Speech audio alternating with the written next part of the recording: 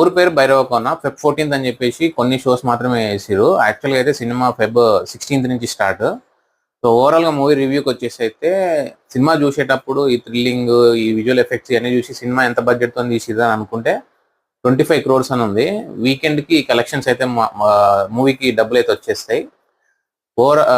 కథకు వచ్చేస్తే ఒక ఊరిని కాపాడటం కోసం హీరో హీరోయిన్ ఎంత కష్టపడ్డారు అనే ఆ కథ, ఆ స్టోరీ టెల్లింగ్ లో హర్రర్, ఇంకా సాంగ్స్, విజువల్ ఎఫెక్ట్స్ ఇవన్నీ అయితే చాలా బాగున్నాయి. ఫస్ట్ హాఫ్ అయితే హైలైట్ సినిమాకి. ఇంటర్వెల్ కి ముందు ఒక 10-15 minutes ఒక సీక్వెన్స్ వస్తుంది. సో ఆ సీక్వెన్స్ మనకు తెలవటం వల్ల సెకండ్ హాఫ్ కొంచెం బోర్ కొట్టుద్ది. సో ఆ కొంచెం బోర్ అనేది తీసేస్తే సినిమా ఓవరాల్ గా ఈ వీకెండ్ కి ఒక పర్ఫెక్ట్ మూవీ. ఏ వల్గర్ కంటెంట్ లేకుండా, ఏ వల్గర్ లాంగ్వేజ్ లేకుండా హ్యాపీగా సినిమా ఫ్యామిలీతో వెళ్ళి చూడొచ్చు ఈ సినిమాని.